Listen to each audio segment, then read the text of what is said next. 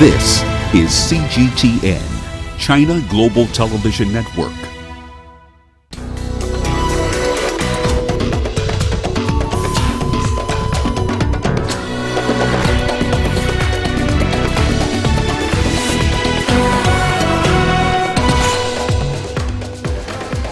President Xi Jinping leads the country in marking the 70th anniversary of the Chinese Navy. Egyptian President ElSissi hosts his counterparts from a number of African countries in efforts to address the tension in Sudan. And how a Ugandan has helped transform the life of a refugee from South Sudan. Hello and welcome to CGTN. This is Africa Live and I'm Karen Roberts in Nairobi. Also coming up in the programme. In business, Kenyan coffee farmers to get a lion's share of cherry sales in new reforms drive. And we look at how the China-led Belt and Road Initiative is helping to transform economic development in Africa. We begin in China's coastal city of Qingdao, where Chinese President Xi Jinping, also chairman of the Central Military Commission, has reviewed vessels from 13 countries. This was part of an event marking the 70th anniversary of the Chinese Navy. Russia sent its newest and most advanced warship, the Admiral Gorshkov, to participate in the naval parade. Two vessels arriving from India, including its most powerful destroyer, the INS Kolkata. Japan's Maritime Self-Defense Force sent its destroyer Suzutsuki, the first such dispatch to China since 2011. Well, before the multinational Navy review, Chinese President Xi Jinping met with visiting foreign delegates. He welcomed them on behalf of the Chinese government and military and spoke about the importance of, and I quote, building a maritime community with a shared future. They give life, connect the world, and promote development. That's how the Chinese president described the importance of the world's ocean. He said they needed to be protected and cherished by all. She said China adopts a national defense policy that is defensive in nature, adding that the Chinese Navy holds high the banner of win-win cooperation and commits to a security landscape of equality, mutual trust, and justice. The Chinese president went on to point that maritime cooperation in areas such as technology, culture, and the market is growing, and the Chinese army is willing to make positive contributions to maintain this momentum. President Xi also championed the idea of building a maritime community of shared future. He said China hoped to absorb all useful ideas, enhance consensus, and lend China's wisdom to the cause. Royal Thai Naval Commander-in-Chief Admiral Luachai Rutdit is representing the leaders of the visiting navies. He congratulated China on the 70th anniversary of the founding of its navy and said he believed that the idea of a maritime community with a shared future will help to safeguard peace and prosperity on the sea. Jin Chao, CGTN. Well, to help you to get a better understanding of the fleet review this afternoon, my colleague Yang Zhao gives us a brief introduction to some of the star vessels from both China and foreign navies. The People's Liberation Army Navy has come a long way in the last 70 years. It has grown from a green water navy to a true blue water navy. China's first aircraft carrier, the Liaoning, deserves a special attention. It can carry dozens of aircrafts, including the J-15 fighter jets, also known as Flying Shark. It was newly equipped with folding wings and two large thrust engines, making it a carrier-capable fighter. Warships are the backbone of the Navy. China's new generation of guided missile destroyer, the 052D, is equipped with phased-array radar and vertical launch system. The latest model of frigate, 054A, carries medium-range missiles and anti-submarine rockets. And China's new generation of nuclear power attack submarines have made significant updates in defense system and stealth features. The Navy is also well into the process of modernizing its amphibious capabilities. The Type 071 amphibious transport dock can carry multiple Z-8 helicopters, air-cushioned landing crafts, and can transfer hundreds of Marines. Well, today's ceremony is not a solo party. World's navies are also invited. This time around, Russia has sent its brand new cutting-edge frigate, Admiral Gorshkov, to Qingdao. It was delivered to the Navy in the summer of 2018. The frigate displaces 4,500 tons, but is equipped with a high-profile weaponry system that ensures it is not inferior while facing larger destroyers. And that includes vertically launched anti-ship cruise missiles and 4 phased array radars. Today, you can also see 2 warships from India, including the most powerful destroyer of Indian Navy, the INS Kolkata. It's armed with Brahmos anti-ship and land attack cruise missiles and displaces about 7,500 tons. Another is the INS Shakti, one of the largest ships in the Indian Navy, with displacement of over 27,000 tons.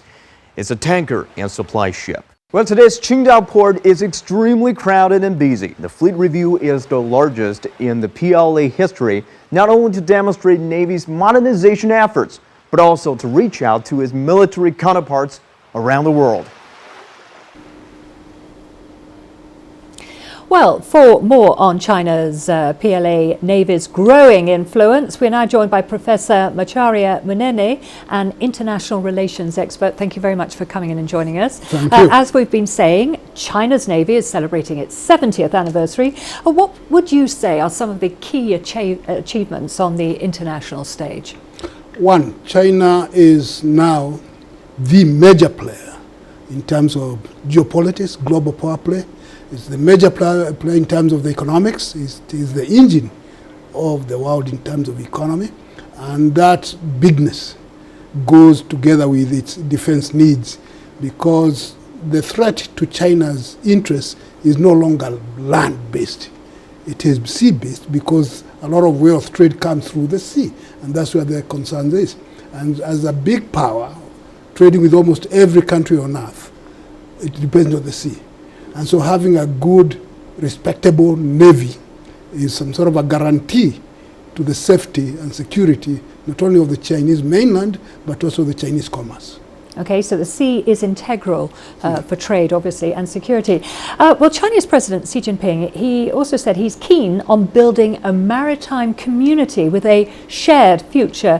What would you say the significance is of this statement in terms of peace and security? Yeah. Well, all the countries that are sea-based, like Kenya, which has a coastal area and does depend on the sea for trade and all those sort of things. They have things in common. Either the wealth in the sea, also the security when it comes to pirates and some other unbecoming behavior. And so all the countries involved. And since they depend on each other, they have to work together in order to prosper and to ensure that they all grow rich together instead of being divided and quarreling, which tends to retard growth. So the president is right that you have this common agenda of economic growth in terms of the maritime activities. And following on from that, of course, many countries are represented with these celebrations on marking the founding of China's Navy. What would you say this says about engaging with the rest of the world in terms of maritime security activities? Well, it is in China's interest to engage as many countries as possible. It is also in the interest of those other countries to engage in one of the most advanced naval powers on earth, in terms of technology, size, and activities. So it is in the interest of those other countries to see what the Chinese are doing, to see how they can link up, and how they can benefit from those sides. So it is in the interest of all these countries to be there to see what the Chinese can offer, and then borrow and live or two. Okay, well, we're talking obviously with the rest of the world there. Let's focus on Africa. What would you say has been the impact of China's Navy on Africa? Well, for one, there is the security element. We know that we have had a little problem with the pirates along the Somali coast. The Chinese Navy is also present, I think, in Djibouti, and some other, along with the other powers that are also trying to make protecting the sea lanes. Now, that in itself does give some sort of confidence to the countries involved. I think Somalia, Djibouti, Egypt are feeling very good about their own maritime interest and security when they deal with China, who also exhibit the same kind of interest as far as maritime concerns are concerned. And even all the way down to Mozambique, you have this common agenda as far as securing the marine wealth is concerned. Okay, thank you very much for your analysis. Thank you for coming in. Thank you. Professor Macharia Munene there, an international relations expert. Moving on to other news now, let's turn to our continuing coverage of Sudan's political transition. The African Union seems to have softened its stance on Sudan just days after it threatened to suspend it from the continental bloc. AUC chairperson Moussa Faki says they are ready to support Sudan through the transitional phase, which would allow for a civilian government to come to power. The council says it's currently considering formation of a joint military-civilian council. Last week, the African bloc had given Sudan's military 15 days to transfer power to a transitional civilian-led political authority or, and I quote, face suspension. Faki has been meeting with Sudan's military council in Khartoum. There are some differences between all parties. This needs more effort. We as the African Union are ready to support the Sudanese throughout this phase. God willing, they will reach an agreement which will allow for a safe transition and will allow for a civil government which will govern the nation during this period and will prepare an atmosphere for free and fair elections. Meanwhile, Sudan's authorities have ordered protesters to dismantle their barricades on roads leading to the military headquarters. Protesters have kept up the sit-ins since the ousting of Omar al-Bashir, vowing not to stop until power is transferred to civilians. The demand to reopen roads comes after protest leaders suspended talks with the 10-member military council. Tensions have since grown, with protesters pushing the army to step down. We as the opposition announce that we will not be bargaining when it comes to the demand of handing power to the will of the people. And to the masses, the role of the armed forces is not to rule, but to protect and defend the borders of our country. Well, the military rulers have pledged to address the protesters' demands. They've vowed to form a civilian government as soon as possible. The Military Transitional Council remains in continual communication through its political and social committee with the political forces and youth, women's and professional civil society organizations in the country. The Military Transitional Council confirms the communication with all to honor varying viewpoints, to reach a clear agreement on the demands of the transitional period and the naming of a prime minister and forming a civilian government as soon as possible. Well, for more on the Cairo talks on Sudan, we are joined now live from the Egyptian capital by CGTN's Adel El-Mahrouhi. Adel, the Egyptian president is hosting the meeting in his capacity as the African Union chairperson. What outcome should we expect on these talks on Sudan, would you say?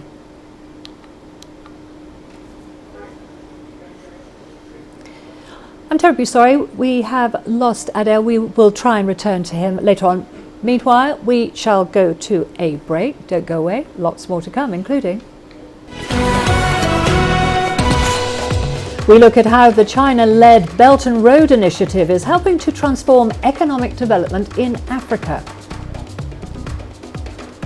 And how Ugandan has helped transform the life of a refugee from South Sudan.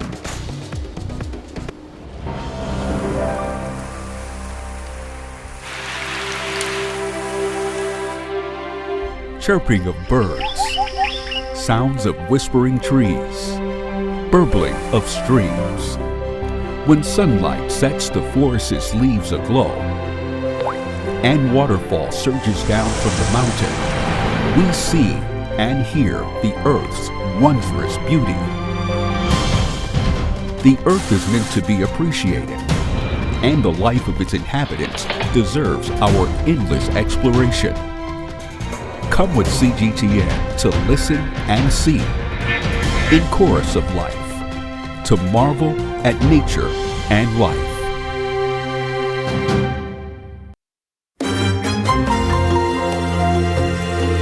Africa Live.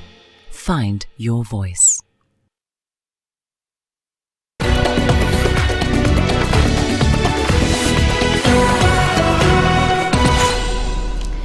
Well, it's time now for our special coverage of the second Belt and Road Forum, which starts on Thursday. The Chinese government has released a progress report on the initiative. Let's now look at the development and the contributions of the BRI in the next 6 years. Promising is not a zero-sum game. In an official report by the Chinese government, the Belt and Road Initiative has shown to help increase trade flows among participating nations by up to 4.1%. Officials say it has also helped reform global governance and promote economic globalization since its launch in 2013. The initiative has made great progress and contributions to deepening economic relations with participating countries. China is helping improve regional cooperation while keeping up with its own opening up policy. Participating countries have received tangible benefits, and their appreciation of and participation in the initiative are growing. The government and win-win results. With the cooperation of BRI countries, the Belt and Road will become a road of peace, prosperity, opening up, green development, innovation, connected civilizations, and clean governance. The Belt and Road Initiative has transitioned from its initial plans to meticulous implementation. With the BRI, China aims to realize high-quality development, bring benefits to local people, and build a global community with a shared future. Chuck Tinte, CGTN. Well, let's now take a look at how the Belt and Road Initiative is contributing to development on the African continent. Ethiopia's rapid industrialization is expected to be hugely sustained by the Belt and Road Initiative. CGTN's Giram Chala has more. With 6 government and 3 privately owned, fully operating industrial parks at hand, Ethiopia is leading the African continent with rapid industrial sector growth. This all industrial park have been invested a lot of money to actualize the industrialization of the Ethiopian economy. So without industrialization, we cannot find any solution of industrialization, any solution for the young generation that we have in our hand. As we all know that we have more than 65% of young population that can be very energetic to work on it. So for this all solution, the solution is focusing on the manufacturing, especially on the garment and textile and leather products. This is the main reason that we focus on the infrastructure. Ethiopia's industrialization is already bearing fruit. The country has registered a world #1, 89% growth in supplying apparel to the global market. Ethiopia credits China for its industry sector success. The first starter of this industrial park is actually the Chinese industrial park that we call the Eastern Industrial Park. So that we learn a lot of things from them on the ground. Then we try to engage to learn what kind of industrial park can be visible in Africa, in Ethiopia specifically. So within this whole situation, all the infrastructure has been built by Chinese, because we learn a lot of things that they just build within a short period of time of the infrastructures and the operation and management as well. So the linkage that we have with the Chinese is not only on the infrastructure linkage, but also theoretical study on the operation and management of the industrial parks. More than 1,000 of the employers of the Industrial Park Development Corporation have been in China to learn what kind of thing that we have to see in visible actual situation of on facilitating the investment and operation and management, and also on the construction. With the coming into being of the Belt and Road Initiative, Ethiopia looks at the future with even stronger vision. Authorities say the Belt and Road Initiative will help Ethiopia achieve its industrial development dreams. We think it's a great opportunity to actualize the initiative. So it's a great initiative that we see now. We have an Adama Hunan industrial park that we call Adama Hunan, is with linkage with such kinds of initiatives. So this will be one part of, but we are expecting a lot of opportunity that really actualize the plan that we have as in Ethiopia. In 2025, we are planning to have 30 industrial parks. So within this 30 industrial parks, the opportunity that we get from the initiative will cover more than the 25% of the industrial park that we are thinking. So it will be a good opportunity for us to actualize the real plan that we have in our hands. Across the country, about 70,000 citizens have got jobs inside the government and private industrial parks. Hundreds of thousands of jobs are soon to come. It's a strategic location, the reliable and trainable vast labor force and investor-friendly industrial policy. Ethiopia is said to be the one country Chinese industries are looking to relocate their manufacturing plants to. People and officials alike tell you Chinese investors are always welcome here with arms wide open. Grumjara CGTN, Addis Ababa, Ethiopia. Indeed, the Belt and Road Initiative is creating investment and trade relationships with many countries around the world. Another African member of the BRI is Egypt. Yasser Hakim visits a Chinese industrial city that will be a focal point of the BRI in North Africa. The Suez Canal in Egypt is a major waterway connecting the Red Sea and the Mediterranean. It has been developed to become a trading and investment hub. At the Suez Canal Economic Zone lies a successful story for investments in Egypt. It's the Chinese industrial city, otherwise known as TIDA Egypt. It's a gated community with tens of factories, parks, hotel and residential units. The Chinese industrial city provides the proper infrastructure for Chinese companies that want to invest in Egypt. We help them to set up the business here and help them to expand the business. We provide a full package service from A to Z, including the marketing study. They will enjoy a lot of benefits, such as the zero tax, zero customs. Even there is an exemption for the VAT. According to the new investment law, the law number 72, the companies who make the business here will enjoy the deduction for the income tax. TIDA's first phase, already fully operational, is on a 1.34 square kilometers area out of a planned 10 square kilometers. According to my plan, we will have no less than 120 enterprises to be settled in the 6 kilometer, with the total employment will be no less than 25,000 employees. With the total investment for TEDA only will be more than $230 million, but the investment I'm going to attract to the zone will be more than $5 billion. It includes Chinese factories from textiles, fiberglass, drilling pipes to motorbikes components. It's on a unique location to serve the Belt and Road Initiative. According to the Belt and Road Initiative, according to the Chinese economic structure, there is some industry need to go to outside, go to global, even go to Africa. So Egypt have a very important location, and our area located in the Suez Canal area also is a very important area and have a lot of benefits to attract the customers to come here to make investment. Once in full force, the Belt and Road Initiative is expected to attract billions of dollars of investments for Egyptians. Yas Hakim for CGTN, Cairo. 6 years on, what is the state of the Belt and Road? And how is the progress? Where are the challenges? Who is building, connecting, and benefiting? Our global correspondents bring you personal insights, live business reports, interviews with the major players, investigation and analysis. For comprehensive coverage of the Belt and Road Forum, stay tuned to CGTN. President Abdel Fattah ElSissi wants an African approach towards the crisis in Libya and Sudan. 12 African countries are participating in talks that he's hosting in Cairo that are taking place under the umbrella of the African Union. Here's CGTN's Adel El-Mahrouki with more. Rushing to maintain stability on its borders, Egypt is inviting African leaders to discuss means by which they can support stability in Libya and Sudan.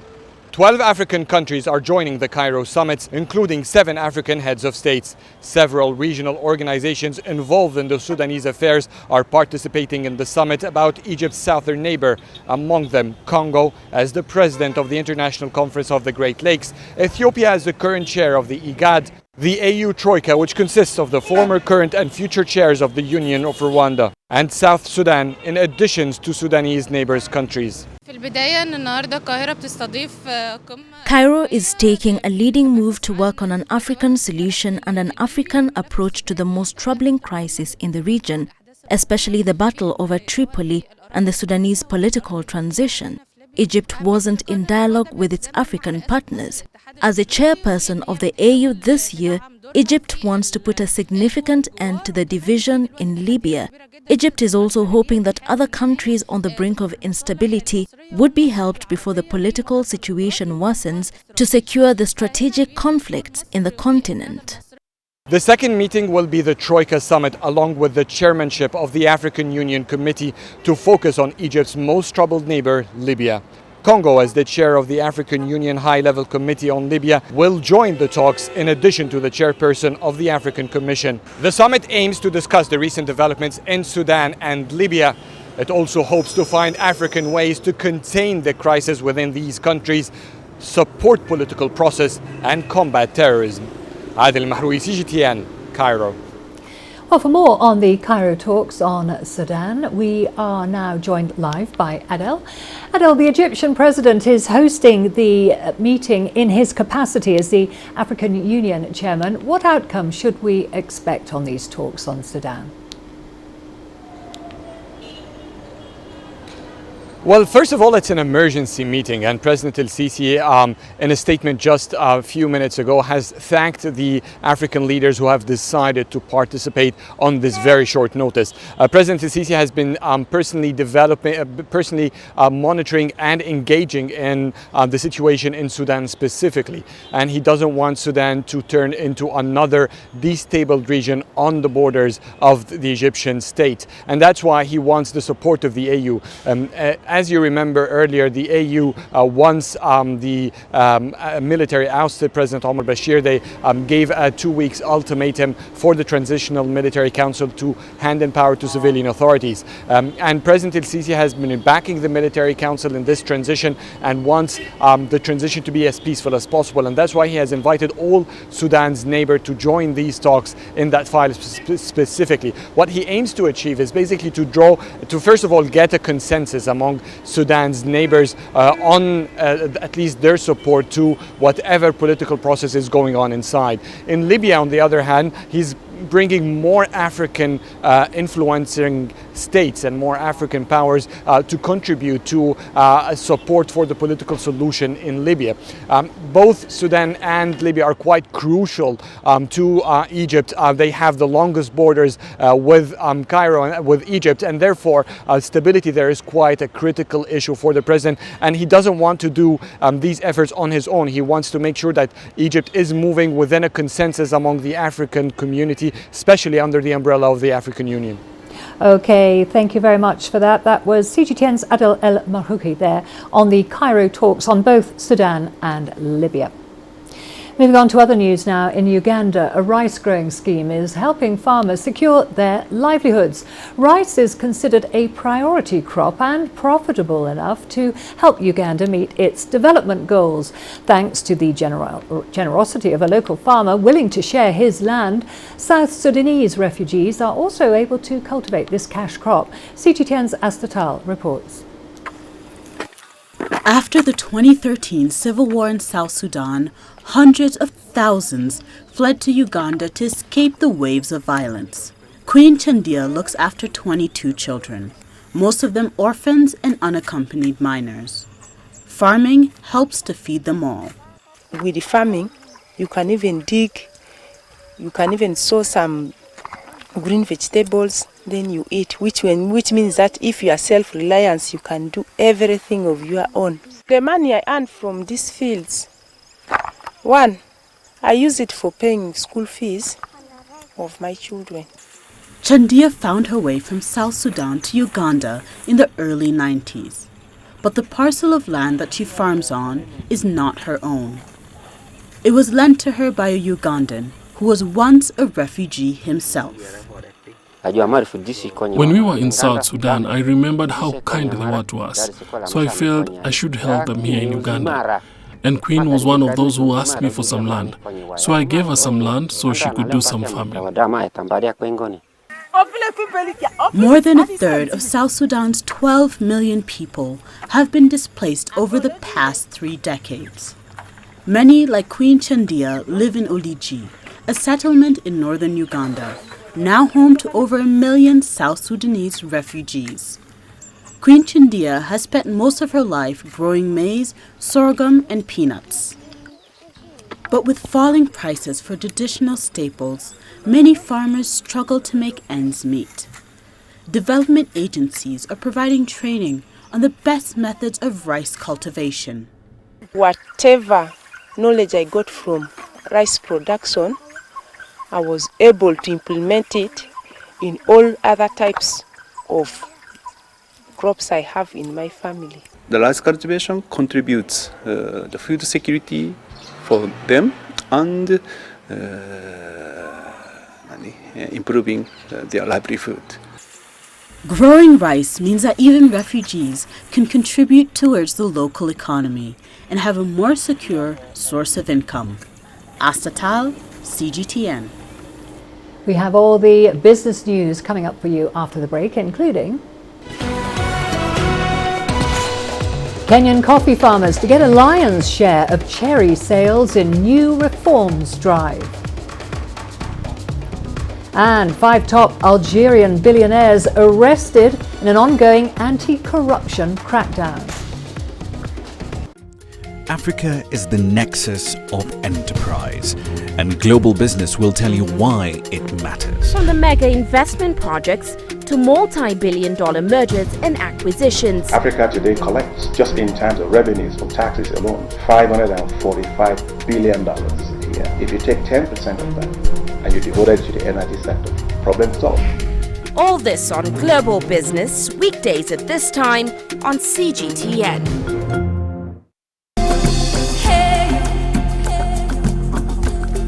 Accra is my kind of city. That's because when I'm here, I feel like I'm back home in Lagos or Abidjan, which are 2 of the major cities I grew up in.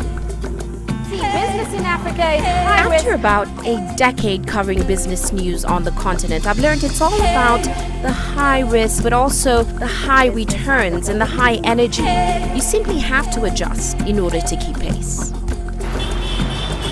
When I started out as a journalist, my dream was to open people's minds to the different perspectives. From the CEO in the boardroom to the trader out in the street, we all have different stories. From Accra to Addis Ababa, from Cairo to Cape Town, and I wouldn't have it any other way. Here at CGTN, we realize that Africa is on the move, and it's moving fast, but we're moving right along with it.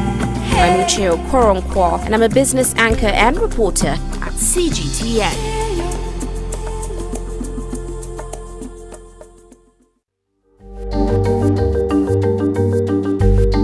Africa Live. Find your voice.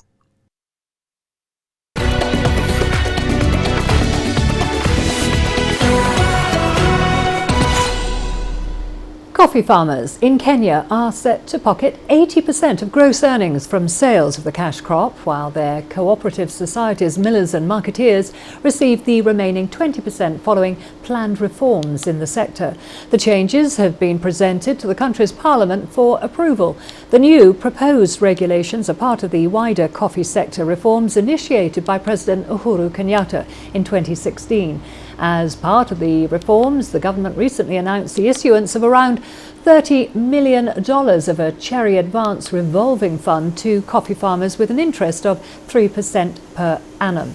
The coffee industry contributes about $197 million to the Kenyan economy annually. Algerian authorities have arrested 5 billionaires as part of an anti-corruption investigation. The detained businessmen are among the wealthiest individuals in the country and have close ties to former President Abdel Bouteflika. The latest arrests follow last week's announcement from the army chief that members of the ruling elite would be prosecuted for corruption. An Algerian court has already summoned former Prime Minister Ahmed Ouyahia and current Finance Minister Mohamed Loukal in an investigation into suspected misuse of public money. Zimbabweans are feeling the pinch as a wave of price increases rekindle bitter memories of hyperinflation. The price of bread almost doubled earlier this month, leaving many unable to afford the basic commodity. CGTN's Farai Wakatuya reports now from Harare. Sugar, milk and now bread have all gone up as inflation continues its upward surge, driven by a severe shortage of hard currency that's led to rate increases on the official and parallel markets. In March, year-on-year inflation rose to 66.8%, its highest level since 2008, piling more misery on hard-pressed citizens. Children are now surviving on rice and sweet potatoes because no one can afford bread anymore. We are going back to a time when we would only eat bread at Christmas.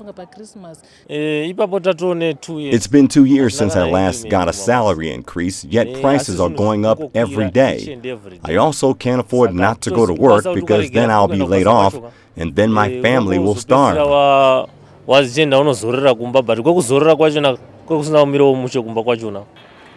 Government workers were awarded a 29% wage increase effective April, which they claim has already been wiped out by the latest wave of increases. President Emmerson Mnangagwa has accused businesses that are effecting the price hikes of being inhumane, unethical and unpatriotic, but has not said what his government will do to address the situation. His options are very limited because government don't have much to do in the economy. The only role of government to create an enabling environment for business to thrive, right? So if you look at President Mnangagwa in the Second Republic, if it was Mugabe, I would tell you that he was going to do price controls. But the Second Republic, if you are open for business, you can't do price controls. Treasury says currency and fiscal reforms currently underway should lead the market to self-correct and expects inflation to start coming down to single-digit territory by end of year. But with the cost of living already beyond the reach of many here, they hope this doesn't become a case of too little, too late. Farai Wakatuya, CGTN, Harare, Zimbabwe. A little chocolate factory in Cape Town is thought to be the first bean-to-bar company in South Africa to produce chocolate made from cocoa sourced directly from African farmers. It collaborates with cocoa farmers in Tanzania. While most of the world's cocoa is grown in Africa, almost none of it is processed there. CGTN's Julie Shear reports.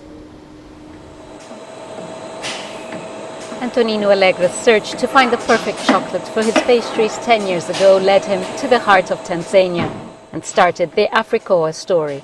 Getting cocoa beans was not an easy task. We had the necessity to find our own way because we are completely far away from Europe and far away from the cocoa trade. So we spent about a year and a half, almost 2 years of researching and finding the right people that could help us getting in touch with the farmers. Africoa has not compromised on quality. Its chocolate is made from the finest cocoa beans, which are imported directly from farmers in Tanzania. Cocoa producers supply one of the world's most sought-after commodities, but make very little money from it. Our goal was to remove as many intermediate people as possible and pay the farmer the best price as possible. We have managed to change the life slightly of 60 families or 60 farmers' family and growing, where we pay them directly the full price and we'll pay someone that will be sitting in Europe to make just a trade. In just 3 years, this little chocolate factory has grown to produce a ton of chocolate a day. When you think about chocolate and you think about Africa, you have to think about Africa and that. We have to convince not just the consumer, the people that buy the chocolate, we need to convince the buyers from those big companies to believe in us, and one little shop at a time, one chocolate bar at a time, we will win their confidence. Africoa is already scooping up accolades for its semi-dark chocolate, and it hopes to someday earn the title for the best chocolate bar in Africa. Julie Shara, CGTN, Cape Town, South Africa. Women are 45% less likely to have access to the internet than men in sub-Saharan Africa. But in Mozambique's capital, Maputo, the statistics are even worse. Less than 30% of young women have access to computers. However, a local organisation is seeking to change that by offering free training to create interest and to engage more young women with technology. CGTN's Beryl Aurora reports. Então, já conseguiram todas entrar no MMO? At least 20 girls populate this class in downtown Maputo every funding period. Their gender-free computer classes offered by Movatech to ensure that young women here have the necessary skills to thrive in the fast-changing job market. Considering opportunity, we also considering technical skills, and we consider the agency.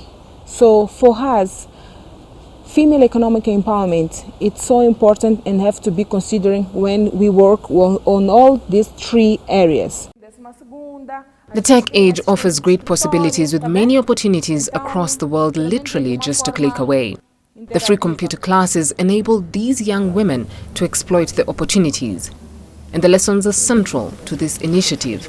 However, many young women joining the class have little to no knowledge on how to use computers. Our experience showed that when they start the class, they are afraid of computer. So actually we are talking about literacy, digital literacy. They need to have time to work on their fears. This reality inspired a collaboration with other organizations to ensure that the young women are able to resolve external hurdles after the classes to effectively explore the digital age. Club found a way to safely deliver them to the market, and at the same time not just throw them out there and be like, okay, good luck, now you're on your own, but we keep on mentoring them, we keep on doing the follow-up with them on their jobs, on whatever they're doing, we keep on giving them support. Even with opportunities offered in form of scholarships, internal perceptions of women in tech in Maputo further widen the digital gender gap.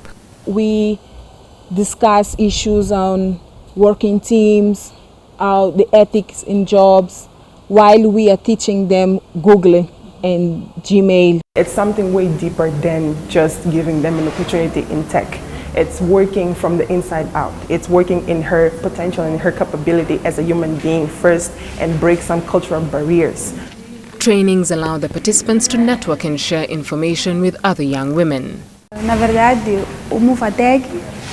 I was inspired to be in an environment with other young ladies learning how to use the computer just like me. I feel this skill will help greatly expand our potential as I approach the job market, and especially as a woman. The trainings we receive here will help us in our future. I would want our young women to create a career in STEM.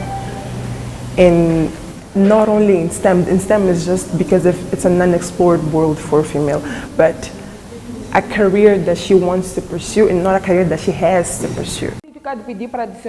Such is the potential impact of this noble initiative. Tackling the digital gender gap will take more than just improving internet access. There's need for coordinated policies that will support programs such as Movatech to ensure inclusive and sustainable development, both offline and online. Reporting for CGTN, I'm Beryl Aurora, Maputo, Mozambique. We are going to a short break now. Don't go away. Lots more to come, including how one Cameroonian is using a troublesome water weed to great artistic effect. The greatest journeys, the greatest sights, the greatest adventures. Here in Kanater, this weir allows the locals to walk on water. We're far more than just TV news. We're your passport to the wonders of Africa. To bring you stories of struggle, survival and hope.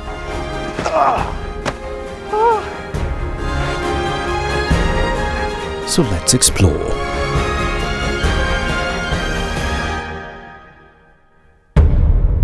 CGTN. See the difference.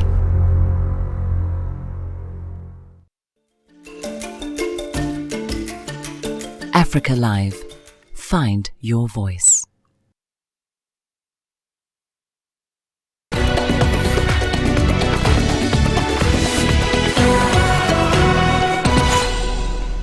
South Africans have been urged to use less water as the country heads into winter. South Africa is ranked the 30th driest country in the world, with most of its rainfall occurring during the summer months. The Water and Sanitation Department has put measures in place to speed up infrastructure projects, but also to reduce water supply. CGTN's Julie Shear reports now from Johannesburg. South Africans are being urged to cut down on their water use. Urban population growth, pollution and changing weather patterns are some of the biggest threats to water supply. Project and maintenance delays have added to the burden, putting infrastructure in jeopardy. If projects are not finished on time, if money is not sufficient to be able to finish projects, then you end up with the projects not being completed, and therefore people who are supposed to be serviced not receiving the requisite services. The Water and Sanitation Ministry recently announced changes to the way projects are managed. Allegations of financial mismanagement and corruption, which could run into billions of dollars, are also being investigated. The report of the SIU will give us an indication of the scale as well as where particular actions need to happen. But also internally, there are processes that are underway. There are court cases.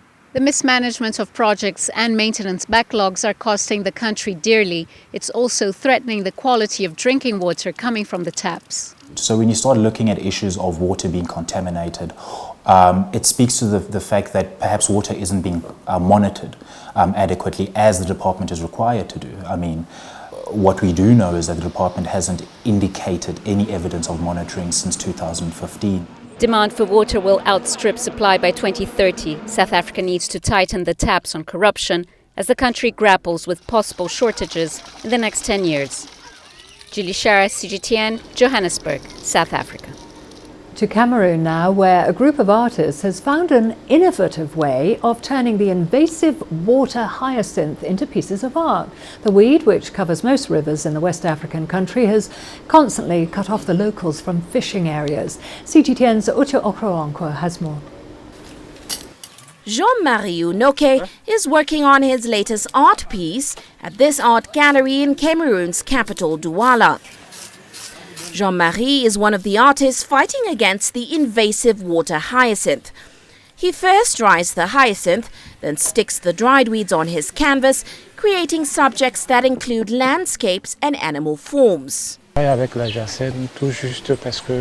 I work with water hyacinth because imagine if there was no paint to make oil paintings. If there was no paint, does that mean that we would have no other paintings besides oil paintings?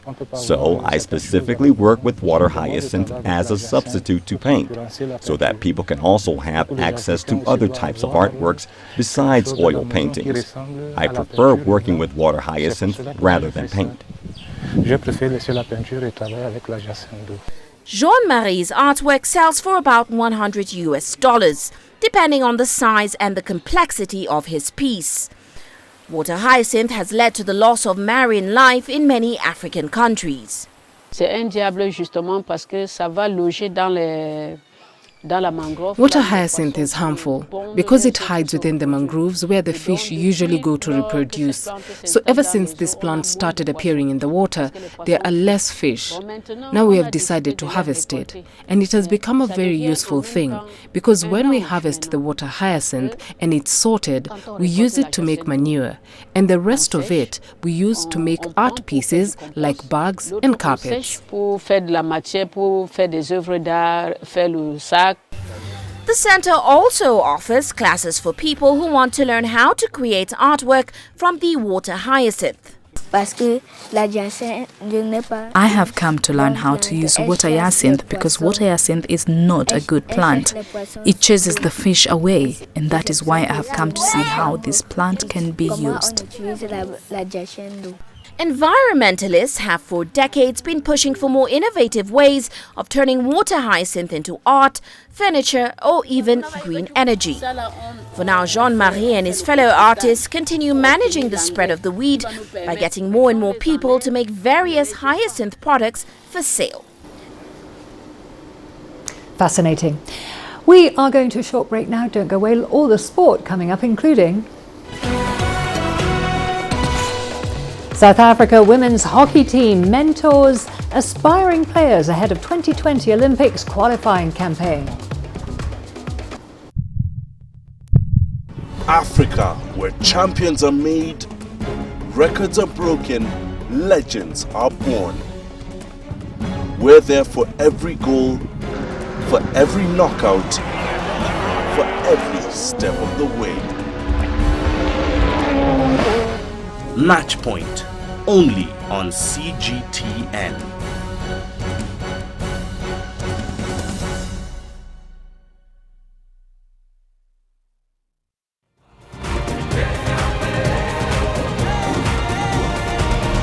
Africa Live. Find your voice.